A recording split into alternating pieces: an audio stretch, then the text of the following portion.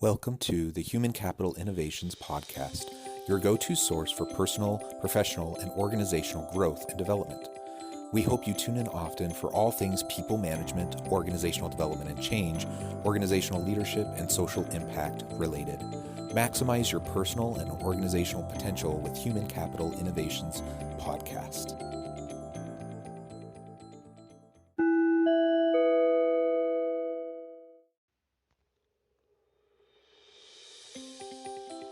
Welcome to the Human Capital Innovations Podcast.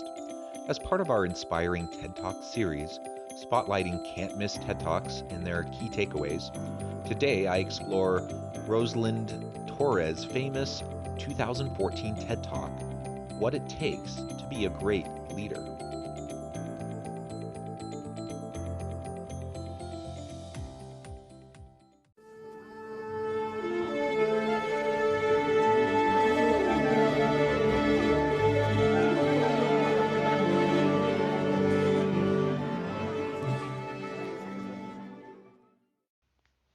Welcome back to the Human Capital Innovations Podcast.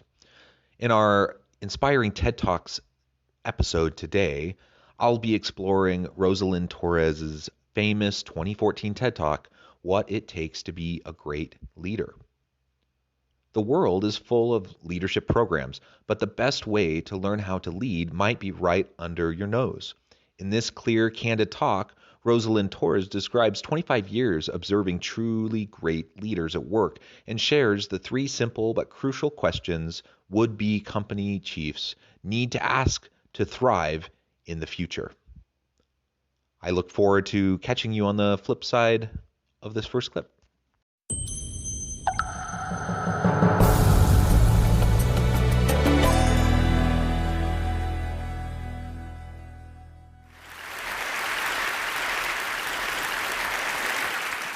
What makes a great leader today? Many of us carry this image of this all-knowing superhero who stands and commands and protects his followers. But that's kind of an image from another time. And what's also outdated are the leadership development programs that are based on success models for a world that was, not a world that is or that is coming. We conducted a study of 4,000 companies, and we asked them, let's see the effectiveness of your leadership development programs. 58% of the companies cited significant talent gaps for critical leadership roles. That means that despite corporate training programs, offsites, assessments, coaching, all of these things, more than half of the companies had failed to grow enough great leaders. You may be asking yourself, is my company helping me to prepare to be a great 21st century leader? The odds are probably not. Now, I've spent 25 years of my professional life observing what makes great leaders. I've worked inside Fortune 500 companies, I've advised over 200 CEOs, and I've cultivated more leadership pipelines than you can imagine. But a few years ago, I noticed a disturbing trend in leadership preparation. I noticed that despite all the efforts, there were familiar stories that kept resurfacing about individuals. One story was about Chris, a high-potential superstar leader who moves to a new unit and fails, destroying unrecoverable value. And then there were stories like Sydney, the CEO, who's so frustrated because her company is cited as best company for leaders, but only one of the top 50 leaders is equipped to lead their crucial initiatives. And then there were stories like the senior leadership team of a once thriving business that, surprised by a market shift, finds itself having to force the company to reduce its size in half or go out of business. Now, these recurring stories cause me to ask two questions. Why are the leadership gaps widening when there's so much more investment in leadership development? And What are the great leaders doing distinctly different to thrive and grow? Those are both great questions. And we would do well to really contemplate on those and try to think both from our own experience, what we've seen in terms of effective leadership and ineffective leadership or even toxic leadership, but also by looking to history and looking to those transformational leaders, those highly impactful leaders that have come before us and what they have done differently. Sometimes we can see examples in our very own organization where you can just see someone who sets themselves apart as an innovative leader, someone who's able to see what's coming and just has a different perspective, a different way of looking at things, and therefore a different way of tackling issues and challenges. And I really like the way she opens up her TED Talk. From the very beginning, she starts to allude to these stories of different leaders who had all the potential in the world, but for whatever reason, they didn't end up bearing out. They didn't live up to that potential. And what is the reason for that? Companies spend so much money, especially large corporations. They spend so much money on leadership development programs. I've been a part of some of these in the past myself at different organizations. And my experience personally has been, as one going through one of these programs, my experience has been that I saw a huge disconnect going through the program and seeing how they were focusing our time and energy versus the realities of what it will take to actually lead effectively. And also, as a practitioner who has helped to run these types of programs, I've helped in my various internal and external consultancy roles. I've at times throughout the years, I've helped put on leadership development programs, sometimes getaways and retreats, sometimes workshops or smaller scale types of initiatives.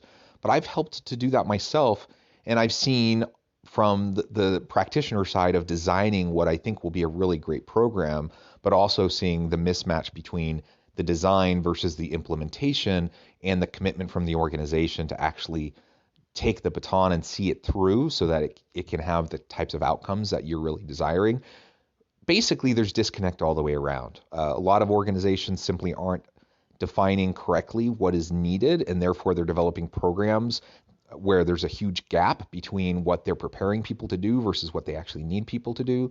Other places will bring in consultants who have the expertise to be able to do that effectively, but then there's not a real clean commitment or handoff in terms of making sure that implementation is sustainable and that you can actually have the outcomes that you're looking for. And there's other issues that can come up as well. But the bottom line is throwing money at the problem isn't enough. Now, I'm not trying to suggest that we shouldn't fund leadership development programs. That's not the point. I do believe that having a strategic approach and targeting a certain amount of dollars towards investing back into your people to develop them, that's vital. That's super important. I'm a strong believer in that. But we have to do it in a way that makes sense. And what she cites from her example, 68% find a gap. So they're not doing it effectively. And clearly there's a mismatch. We can do much, much better. And so she is going to propose several questions that we can ask ourselves to really consider where we're at in our own personal leadership development, but also where our organizations are at in their organizational development efforts. One of the things that I did is I was so consumed by these questions and also frustrated by those stories that I left my job so that I could study this full time. And I took a year to travel to different parts of the world to learn about effective and ineffective leadership practices in companies, countries, and nonprofit organizations. And so I did things like travel to South Africa, where I had an opportunity to understand how Nelson Mandela was ahead of his time in anticipating and navigating his political, social, and economic context. I also met a number of nonprofit leaders who, despite very limited financial resources, were making a huge impact in the world, often bringing together seeming adversaries. And I spent countless hours in presidential libraries, trying to understand how the environment had shaped the leaders, the moves that they made, and then the impact of those moves beyond their tenure. And then when I returned to work full-time in this role, I joined with wonderful colleagues who were also interested in these questions. Now, from all this, I distilled the characteristics of leaders who are thriving and what they do differently, and then I also distilled the preparation practices that enable people to grow to their potential. I want to share some of this with you now. You're in for a treat as you get the opportunity to listen to her as she shares her learnings, her experiences from her world travels, and really examining the characteristics of the great leaders throughout history, particularly in recent times, and then applying it to really our current world and how leaders today need to be equipped in ways that leaders in the past perhaps didn't need to be. It's a different thing to be an effective leader now than it was before. And so we need to think differently and we need to prepare differently. So she's going to lay out some of those questions that we should be asking ourselves as we think about what to do moving forward to prepare leaders of tomorrow. In a 21st century world, which is more global, digitally enabled and transparent, with faster speeds of information flow and innovation, and where nothing big gets done without some kind of a complex matrix, relying on traditional development practices will stunt your growth as a leader. In fact, traditional assessments like narrow 360 surveys or outdated performance criteria will give you false positives, lulling you into thinking that you are more prepared than you really are. Leadership in the 21st century is defined and evidenced by three questions. Where are you looking to anticipate the next change to your business model or your life? The answer to this question is on your calendar. Who are you spending time with? On what topics? Where are you traveling? What are you reading? And then how are you distilling this into understanding potential discontinuities? And then making a decision to do something right now so that you're prepared and ready. There's a leadership team that does a practice where they bring together each member collecting, here are trends that impact me, here are trends that impact another team member, and they share these and then make decisions to course correct a strategy or to anticipate a new move. Great leaders are not head down, they see around corners, shaping their future, not just reacting to it.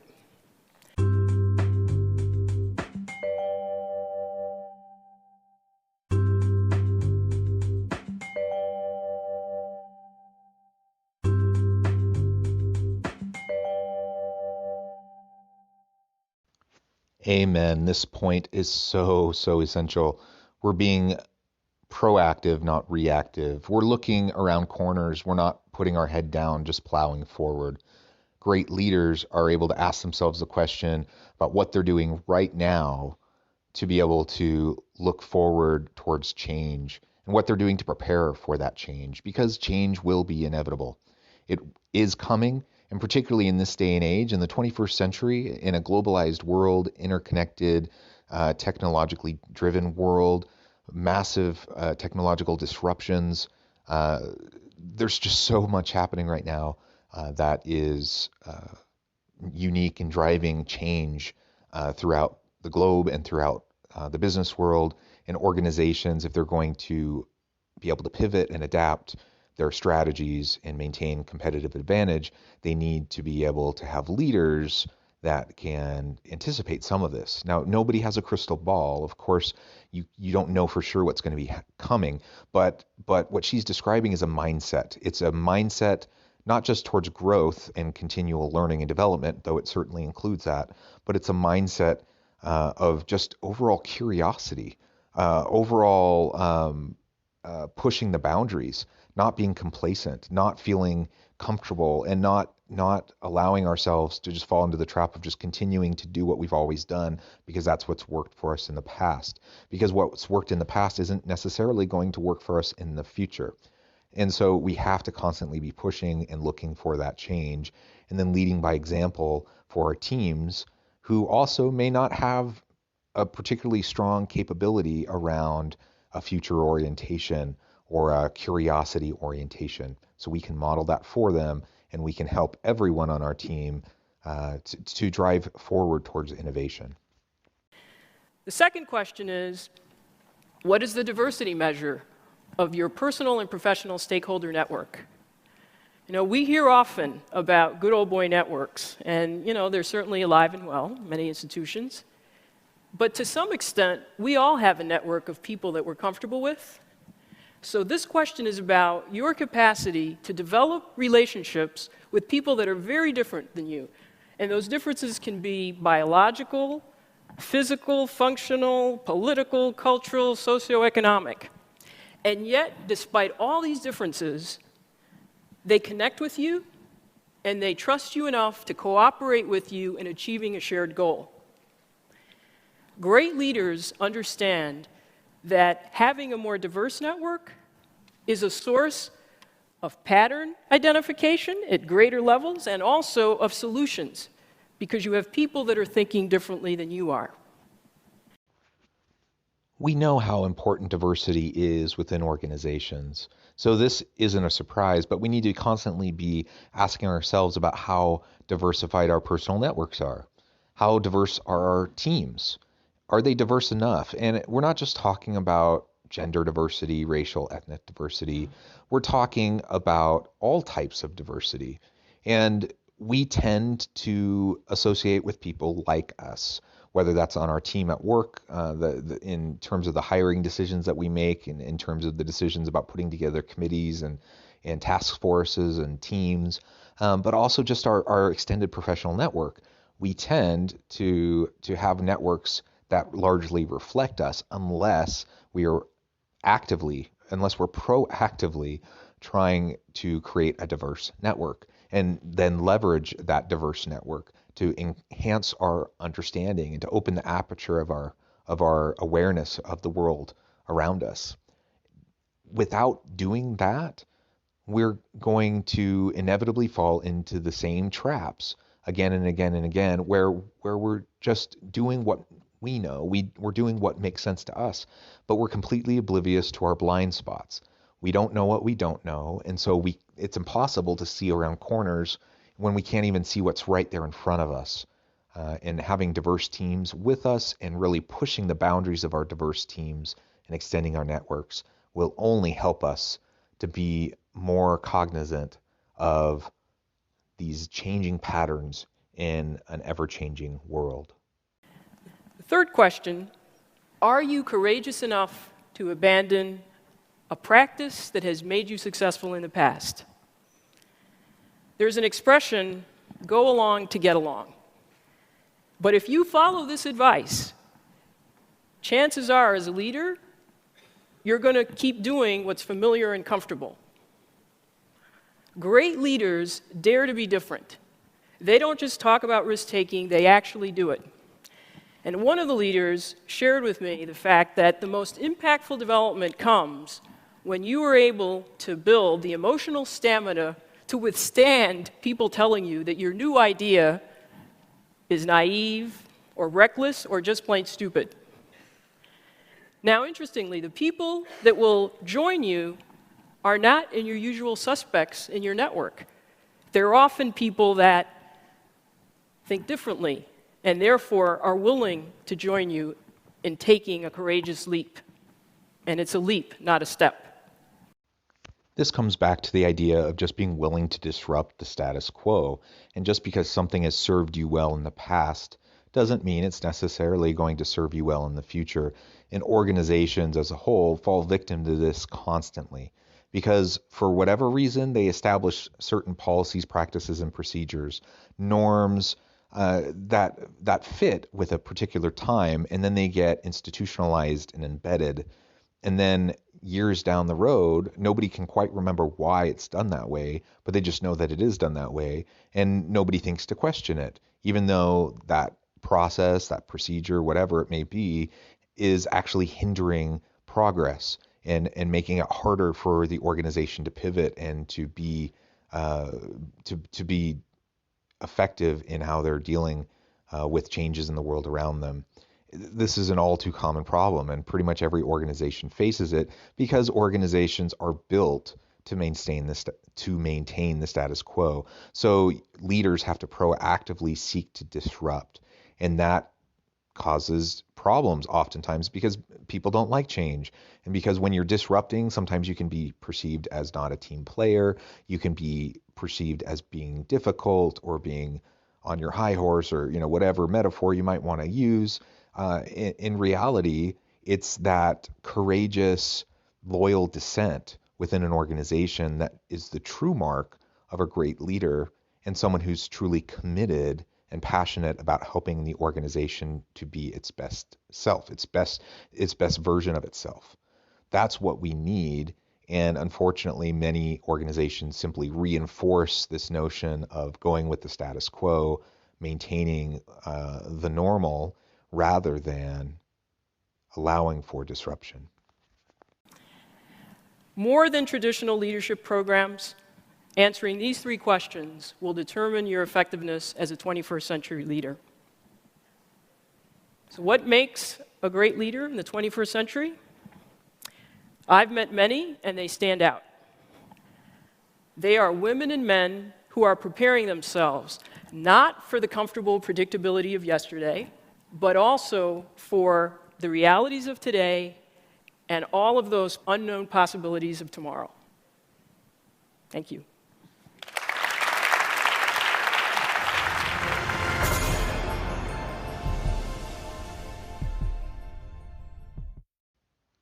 And we really should frame it as unknown possibilities. They're not threats, they're possibilities. The world is changing, it's inevitable, and we need leaders who are ready and willing to tackle the new things that come at them and to see them as opportunities, as stepping stones, and really proactively seek to move their team into the future.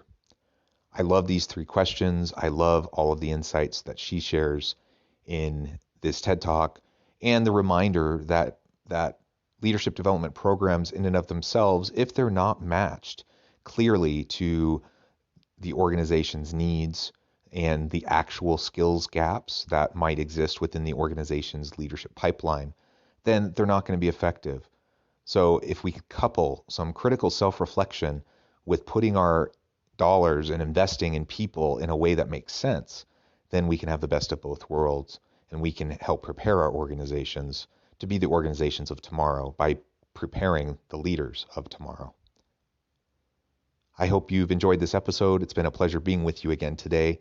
As always, I hope you stay healthy and safe, that you can find meaning at purpose at work each and every day, and I hope you have a great week.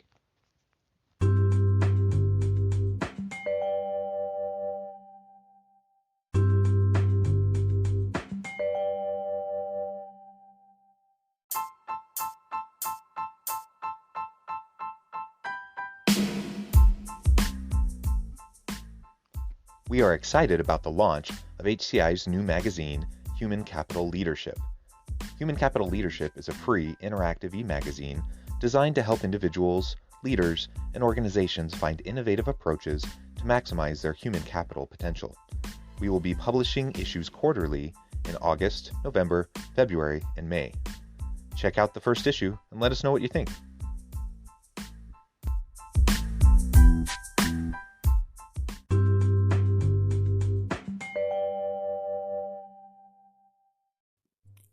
Thanks again for joining us for this episode of the Human Capital Innovations Podcast. I hope you stay healthy and safe and that you have a great week.